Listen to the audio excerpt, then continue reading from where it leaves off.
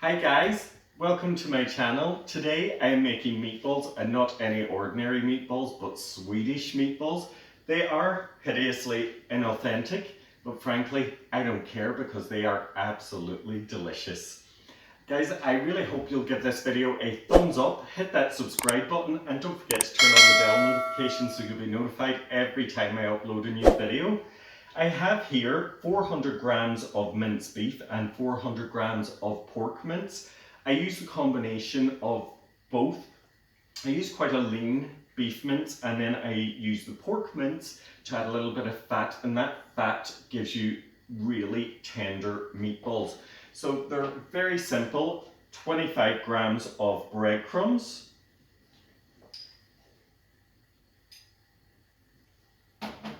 Just love the smell of this. This is dried dill.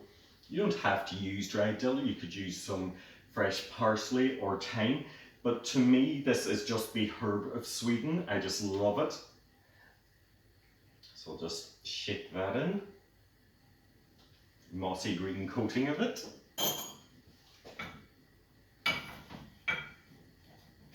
Some sea salt flakes. Quite a bit because I am making a lot of meatballs here. And a little less generous with the cracked black pepper. And then an egg.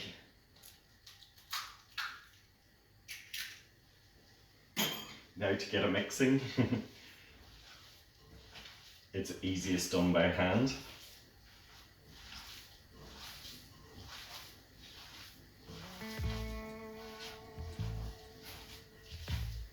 To form my meatballs, I use a small scoop, just making sure they're all equal size, and we'll cook at the same time. So I just squeeze them out onto a tray, and then I can roll them and put them directly into the pan. We'll add a good glug of oil into our pan. You'll need quite a large pan for this. And don't worry, if you haven't got a large one, you can do them in 2 batches, of course. So let's get rolling.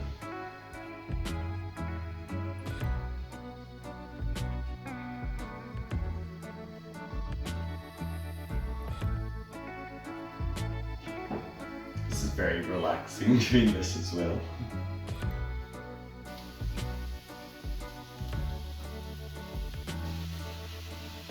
So I can get 20 meatballs out of this mixture. Really enough to feed 6 generously.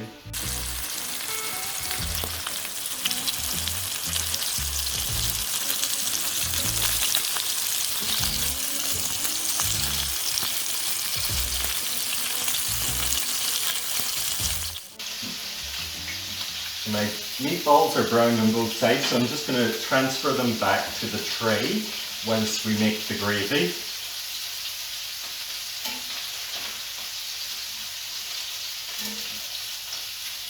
And can you see all those little charred bits that are stuck to the bottom? They'll add so much flavour to the gravy. Add 25 grams of butter to the pan.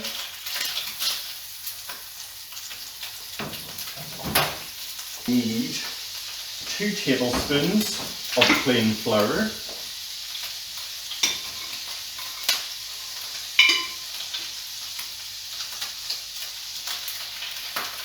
Mix that into the butter and scrape off those bits from the bottom.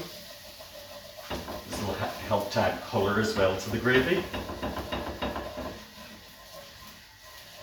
So once you've scraped up those bits from the bottom, loosened all that, and cooked the flour out for a moment, just stir in some beef stock. I have 400 mils here.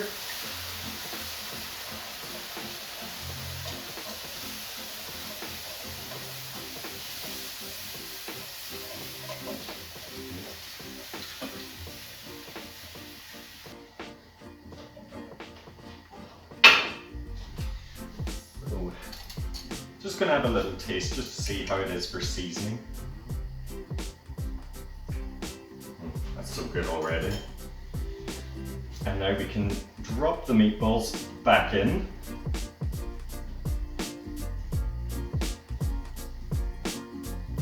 And they can simmer away for 15 minutes until they're cooked through and tender. So when I make meatballs, sometimes it's with a tomato sauce, and I'm more than happy with pasta, meatballs and tomato sauce, perfect. But when it's Swedish meatballs, it needs to be mashed. Normally, well, not normally, but most of the time in the past, I should say, I would have made an onion gravy, which was quite labor intensive. It just meant I had to be all that chopping up of onions, standing over the hob, waiting for them to cook down. Instead, I now have champ. And that substitutes for the onion gravy. So, to make some champ, I need, first of all, 125 mils of full fat milk.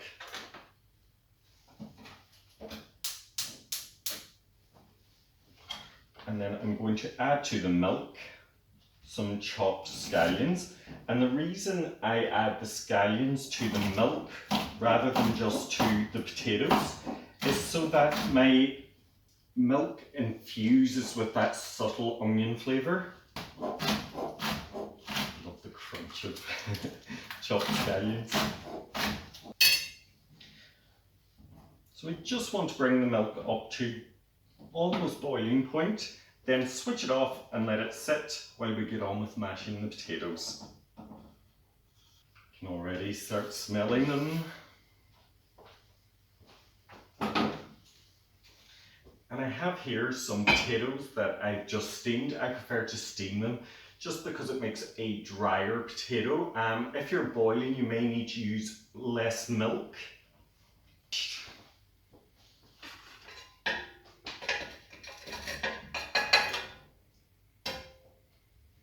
And I used to use a potato ricer, and it made great mashed potatoes.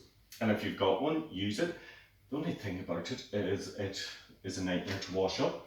So what I do instead now is use an electric mixer on the low setting, and it makes really quick mash, lump-free mash, really simple.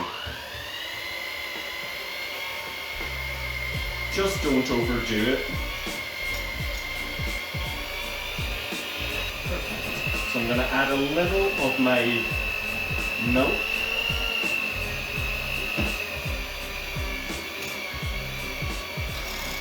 And this is 1.5 kilos of peeled potatoes.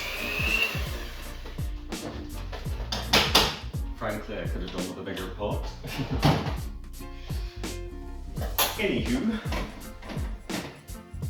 Next, I'll just dump in the rest of that, and I'll add them by hand. And to this pot, I now want to add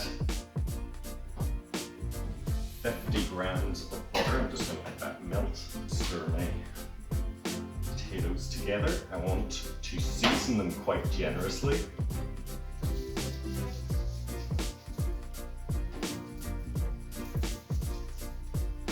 Salt and some white pepper, ground white pepper.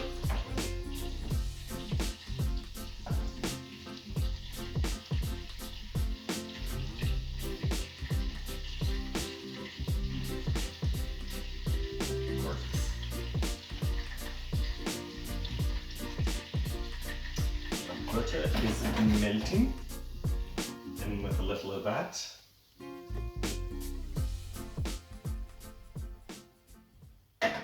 Keep a little back though.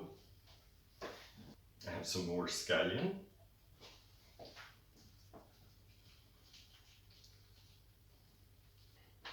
And I'm just going to decant these into a serving bowl. Dollop them out. There are a lot of potatoes here.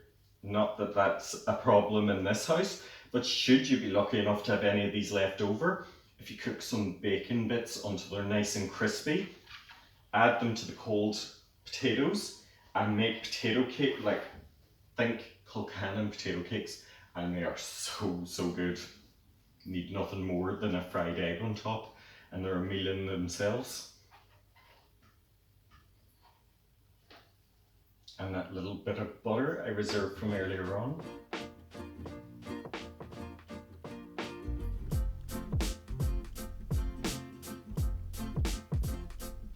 Drizzle over that butter.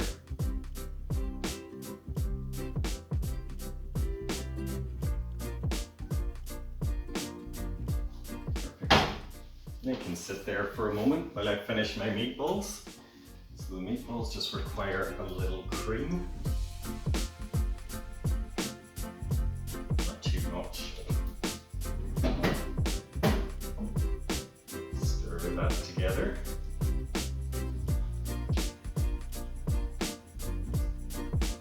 Perfect. I think I'm ready to plate up.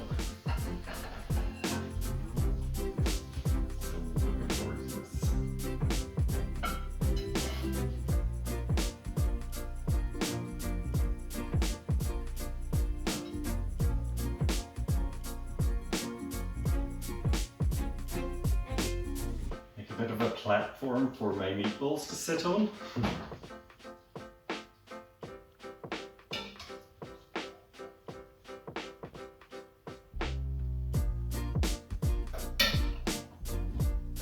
That sauce.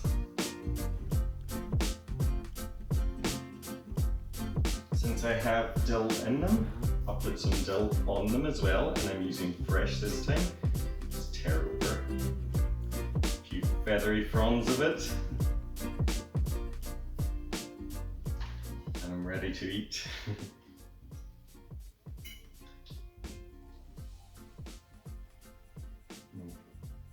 It is so good. Guys, if you've enjoyed this recipe, I hope you'll give this video a thumbs up, leave me a comment down below, and above all else, thank you for watching.